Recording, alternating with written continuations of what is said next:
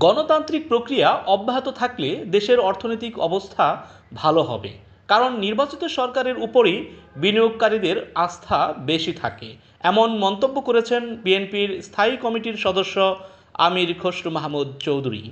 বুধবার ৯ এপ্রিল বিনিয়োগ সম্মেলনের উদ্বোধনী অনুষ্ঠান শেষে সাংবাদিকদের সাথে আলাপকালে এ কথা বলেন তিনি বলেন, বিএনপির রাজনীতি বিনিয়োগের রাজনীতি। বেসরকারি খাতে প্রবৃদ্ধির নেপথ্যে আমাদের সরকারের প্রণীত পলিসি রয়েছে।